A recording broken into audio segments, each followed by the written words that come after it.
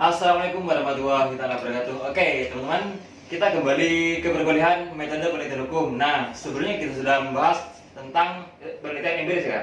Penelitian hukum empiris kemarin. Ya. Sebelumnya kita sudah membahas penelitian hukum normatif. Ya. Nah, pada hari ini kita akan melanjutkan ya, bahasan berikutnya ya. Biar runtun ya. Mungkin kita bahas dari pembahasan yang paling ini, ya, yang paling pertama biasanya dilakukan oleh calon peneliti ya, terutama bagi yang hendak memprogram skripsi. Biasanya pertama kali diminta apa? Ayo. Judul. Apalagi? Rumusan masalah. Rumusan masalah ya.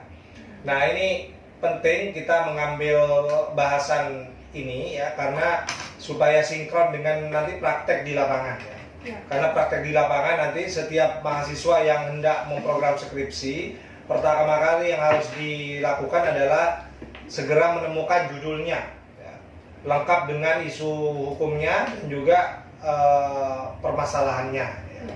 Tapi mungkin supaya lebih gampang, lebih mudah ya, kita bahas satu-satu saja ya. Mungkin hari ini kita fokus kepada bagaimana menemukan judul ya, bagaimana merumuskan judul.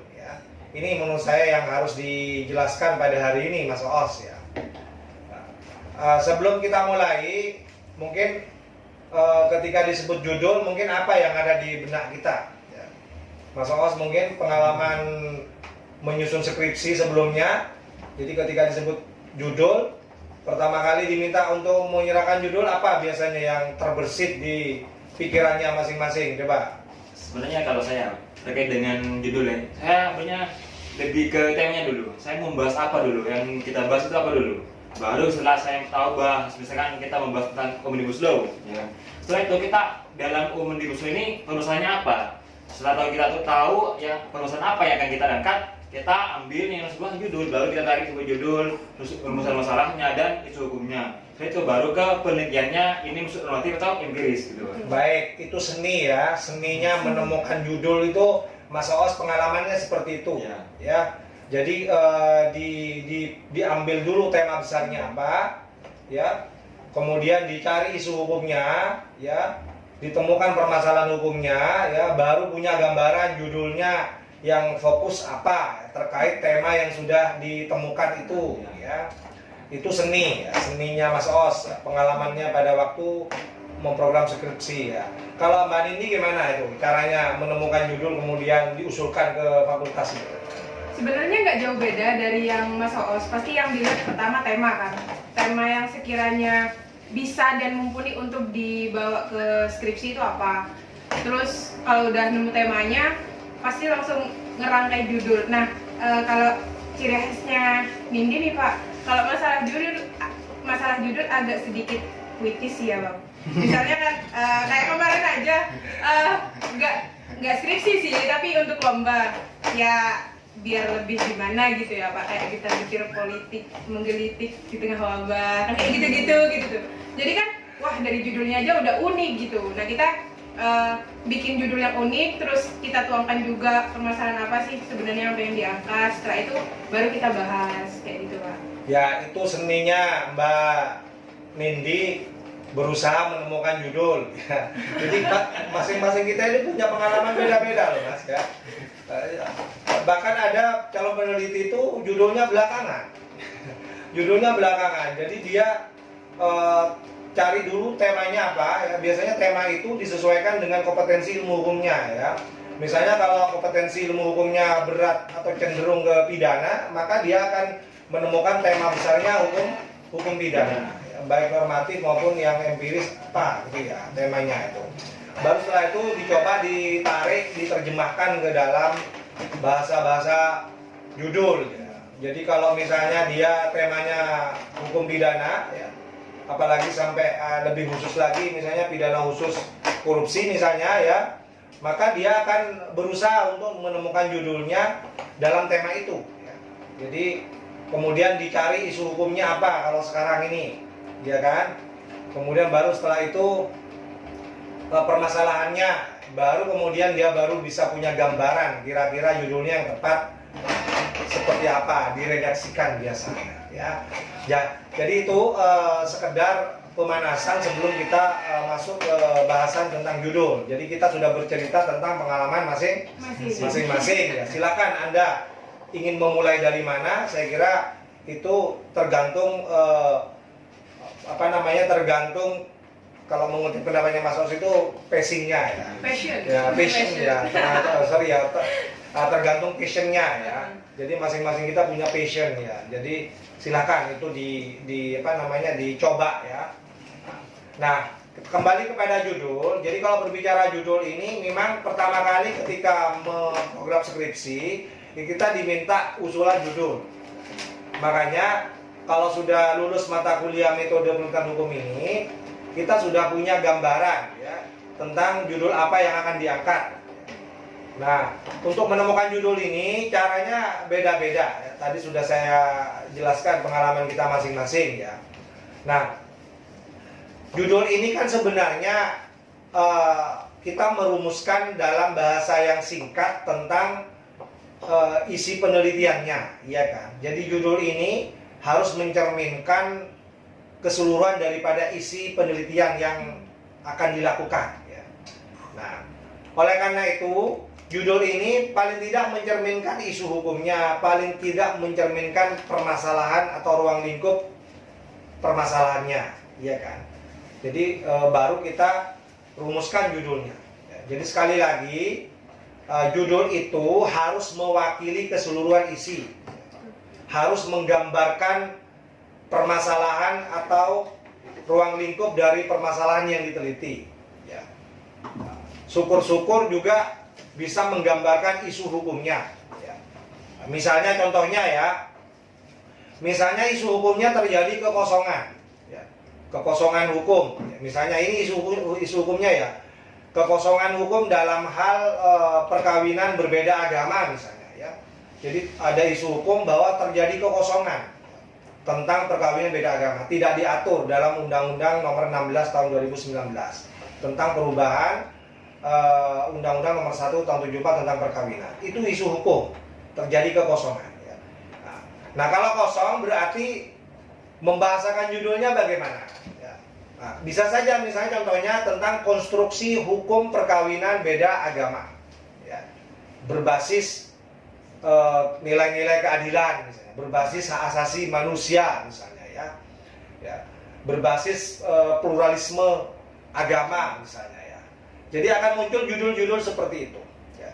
Jadi bicara konstruksi hukum perkawinan beda agama. Jadi judul itu akan mewakili isu hukum tadi. Karena isu hukumnya itu tidak ada konstruksi hukum yang mengatur tentang perkawinan beda agama. Makanya muncul judulnya konstruksi hukum perkawinan beda agama. Ya, berbasis hak asasi manusia, berbasis nilai-nilai keadilan, ya, berbasis pluralisme agama misalnya ya. Itu. Tapi kalau isu hukumnya misalnya tentang kekaburan, ya, kegaburan hukum ya, terjadi ketidakjelasan ya, dalam memahami hukum perkawinan beda agama ya. Sudah diatur ya, sudah ada pasal-pasal yang sebenarnya menunjukkan ada pengaturan tentang perkawinan beda agama. Ya, tapi dianggap masih kurang jelas ya. Maka judulnya nanti yang muncul bisa beda ya. Ya. Misalnya judulnya rekonstruksi hukum perkawinan beda agama ya. Berbasis nilai-nilai keadilan, berbasis hak asasi manusia, dan apapun perspektif yang lain ya. Jadi kata-kata rekonstruksi itu maksudnya adalah kita ingin membuat konstruksi hukum yang baru ya. Ya, yang lebih jelas ya. Sudah ada konstruksi hukum sebelumnya, cuma perlu direkonstruksi ya. Sehingga lebih jelas ya. Tidak kabur lagi ya. Nah, jadi sekali lagi kalau isu hukumnya kekaburan nanti akan muncul redaksi yang berbeda. Kalau yang pertama bicara konstruksi hukum karena memang terjadi kekosongan ya. Kalau yang kedua bahasa judulnya rekonstruksi hukum ya. Karena ingin mengkonstruksi kembali ya, bangunan hukum yang sudah ada ya. Cuma perlu direkonstruksi gitu supaya lebih jelas ya. Nah, ini seninya kita merumuskan judul berdasarkan isu hukum ya. Jadi seperti itu. Nah, Kalau misalnya nanti isu hukumnya sesuatu yang empiris, karena Anda memilih memilih penelitian hukum empiris, ya, ini berbeda lagi nanti, ya, redaksi judulnya. Ya. Nanti kalau empiris, ya buat redaksi yang sekiranya menunjukkan bahwa penelitian hukum itu empiris. Ya. Misalnya bicara tentang praktek perkawinan berbeda agama, ya, di Indonesia misalnya, ya. Dari tahun berapa ke tahun berapa kalau misalnya mau diberikan tenggang waktu, ya. Misalnya studi kasus di Jawa Timur, ya, atau di Madura misalnya, ya. Nah, silahkan, ya. Jadi judul itu menunjukkan bahwa itu adalah penelitian hukum empiris karena berbicara praktek, bicara pelaksanaan, ya. Kasusnya real terjadi di Jawa Timur atau di Madura misalnya, ya. Jadi sekali lagi harus mencerminkan pilihan-pilihan penelitian hukumnya. Kalau penelitian hukum normatif, maka judulnya juga harus normatif. Ya. Kalau penelitian hukumnya empiris, maka redaksi judulnya juga harus menunjukkan empiris. Jadi seperti itu. Nah, seninya menemukan judul dan merumuskan dalam redaksi judul. Kemudian berikutnya, ketika merumuskan judul perlu dipilih, ya, diksi yang jelas, ya. Jadi harus memilih kata yang itu jelas, ya. Usahakan yang tidak interpretable atau tidak multi tafsir. Jadi pilihlah kata atau istilah-istilah yang memang itu jelas ruang lingkup pengertiannya, ya. Jangan menggunakan kata-kata yang bias makna, ya. Kemudian ketika dibaca orang, ya, kemudian kita bingung ini maksud istilah ini apa, ya. Ya. Nah itu, ya. Nah kalau misalnya ini penelitian hukum, akan lebih baik kalau memilih istilah, ya, yang memang sudah terbiasa digunakan dalam studi ilmu hukum, atau memang istilah itu muncul dari peraturan perundang-undangan, ya.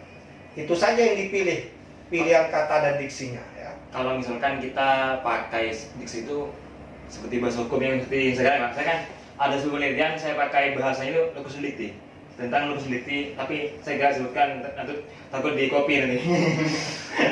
Kalau seperti itu bisa nggak? Bisa.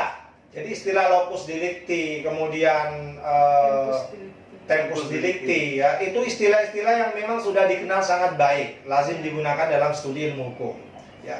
Itu dipilih menjadi salah satu istilah yang masuk dalam redaksi judul itu boleh, ya. Ya, karena istilah itu memang sudah lazim digunakan dalam studi ilmu hukum, atau langsung ngambil dari istilah dari perundang-undangan misalnya, ya. Misalnya istilah perkawinan di bawah umur misalnya, ya.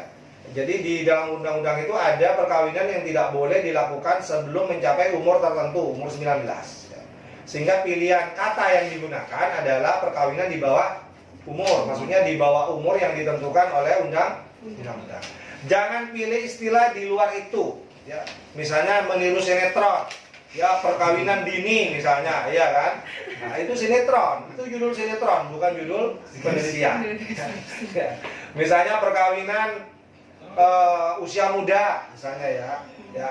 Jadi sekali lagi ada banyak pilihan-pilihan yang maksudnya sama, mirip, tapi itu kurang tepat. Ya. Kenapa? Karena ini penelitian hukum, akan lebih baik menggunakan istilah hukum. Jadi walaupun kita bisa memahaminya ini sama atau mirip, ya, perkawinan di bawah umur, perkawinan usia muda, perkawinan dini, ya kan, itu kan ada kemiripan makna, ya, di masyarakat kita. Tapi kita pilih yang memang istilah yang sering digunakan atau populer digunakan dalam undang-undang atau dalam studi ilmu hukum. Kita pilih perkawinan di bawah umur. Jadi sekali lagi, pilih kata atau diksi yang memang mudah dipahami, ya. Tidak bias atau tidak multitafsir, ya. Syukur-syukur kalau istilah yang digunakan itu adalah istilah yang memang baku digunakan dalam undang-undang, ya, atau populer dalam studi ilmu hukum, ya. Itu karena bahasa hukum ini beda dengan bahasa ilmu sosial yang lain, Mas Los, ya. Jangan Anda terobsesi menggunakan istilah-istilah yang ilmiah, ternyata ngambil istilah dalam ilmu sosial, ya. Apalagi anak-anak muda sekarang, anak-anak mahasiswa yang suka gaya menggunakan bahasa-bahasa ilmiah yang mohon maaf ya, kalau Gurawan yang sasi-sasi itu ya. Ya, tapi tidak paham apa namanya maknanya, ruang lingkupnya gitu ya. Seperti kemarin saya muji itu, dia menggunakan istilah apa itu? Bahasanya umum ya. Jadi bahasa istilah yang dipakai itu umum ya. Tetapi padahal maksudnya bukan itu. Maksudnya sebenarnya khusus gitu ya. Lupa saya. Jadi dia menggunakan bahasa atau istilah yang itu maknanya sebenarnya umum ya. Padahal yang dimaksud sebenarnya itu khusus ya. Jadi bicara tentang apa namanya mekanisme demokrasi ya dalam pengelolaan keuangan di desa. Nah, itu. Jadi dia menggunakan istilah-istilah itu. Padahal itu yang dimaksud tulisan itu bukan bicara mekanisme demokrasi ya secara umum ya. Kalau bicara demokrasi ini kan bicara partisipasi ya di masyarakat desa itu kan banyak ruang lingkupnya itu. Padahal fokus tulisannya itu bicara tentang transparansi. Bicara tentang transparansi pengelolaan keuangan desa. Tapi dia pakai istilah umum, bicara istilah demokrasi, bicara partisipasi publik gitu kan. Padahal fokus kajiannya itu hanya masalah transparansi pengelolaan keuangan. Jadi akhirnya pilihannya nggak tepat gitu. Ya. Jadi tolong ini diperhatikan. Kemudian berikutnya yang perlu diperhatikan lagi dalam merumuskan judul, cari judul yang itu menarik. Ya. Artinya redaksinya harus menarik atau dalam bahasa kita yang lebih mudah itu seksi. Ya. Seksi itu kan menarik ya. Orang seksi itu kan menarik ya. Jadi bahasa menarik itu maksudnya ketika dibacakan atau disebutkan judul itu orang langsung tertarik, ya, ingin mengetahui lebih jauh tentang penelitian itu. Ya. Dan kata-kata seksi ini juga harus, namanya seksi itu kan langsing ya, tidak gemuk. Ya. Jadi redaksinya kalau bisa simple, ya. Maksimal misalnya 12 sampai 14 kata. Ya. Ya, seksi itu ya langsing gitu, apa ya dalam bahasa yang lain apa ya, kalau ibarat manusia itu ya. Jadi tidak gemuk. Kalau gemuk itu sampai berkata-kata sampai 20 bahkan 21 sampai dikurang gitu ya. Bukan judul. Ya. Jadi akhirnya membentuk paragraf bukan judul. Jadi judul yang bagus itu seksi ya. Seksi itu redaksi yang digunakan menarik dan simple ya. Tidak panjang. Kalau misalnya tidak perlu anak judul atau subjudul tidak perlu aja ya. Jadi kalau misalnya dengan judul 10 kata dengan 12 kata sudah jelas, tidak perlu dibuat subjudul, tidak perlu dibuat anak judul lagi ya. Nah, ini penting ya supaya orang itu tidak capek berpikir maksudnya judulnya ini apa gitu ya. Jadi harus seksi ya, menarik gitu ya. Nah, itu. Kemudian berikutnya usahakan judul itu juga mencerminkan hal-hal yang sifatnya aktual ya. Sifatnya aktual ya, kekinian dan kedisinian ya. Nah, kalau bisa ya. Artinya apa? Pilihan judul yang digunakan itu akrab dalam kehidupan kita saat ini ya. Jangan kemudian mengangkat judul apalagi redaksinya itu menggunakan hal-hal yang tanda petik kuno ya, atau ketinggalan zaman, lawas gitu ya. Nah, itu menjadi kurang menarik, tidak seksi seperti yang saya sampaikan tadi ya. Kalau kurang dekat dengan kehidupan kita itu orang merasa tidak tertarik, ini tema lama ini ya. Jadi malas yang mau baca gitu ya. Nah, itu tentang judul. Jadi sekali lagi judul itu harus merepresentasikan ya, harus mewakili keseluruhan isi ya. Ya. Harus juga mewakili kondisi-kondisi permasalahan hukum yang terjadi saat ini ya, aktual begitu ya. Harus merepresentasikan sebuah penelitian hukum yang benar-benar penelitian hukum ya, dengan bukti diksi yang digunakan itu benar-benar diksi hukum ya. Tidak menggunakan diksi-diksi ilmu-ilmu sosial yang lain ya. Jadi harus merepresentasikan semua itu ya, supaya judulnya bisa langsung di ACC dan diterima ya. Dan jangan lupa, jangan mengusulkan judul yang sudah pernah diteliti ya oleh para peneliti sebelumnya, apalagi masih satu kampus ya. Ya, itu gampang diketahui kalau penelitian ini sudah pernah diteliti, dijamin ditolak oleh program studinya atau fakultasnya ya. Karena sudah banyak pengalaman ini yang ditolak-tolak itu Mas Os dan Mbak Nindi ya.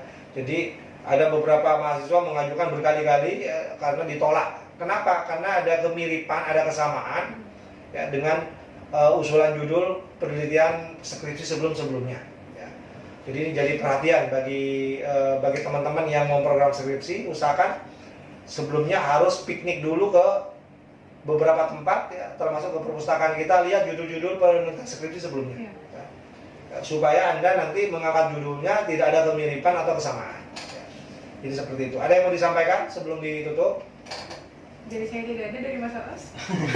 Sedikit terakhir ya, terkait dengan judul ya. Ini kan kalau saya di beberapa jurnal itu kan untuk judul itu dibatasi, misalkan dari 12 kata sampai 20 kata. Kalau judulnya yang baik itu bagaimana? Ya seperti yang saya katakan tadi, harus seksi ya. Seksi itu tidak boleh gemuk ya. Tidak boleh bertele-tele ya, sampai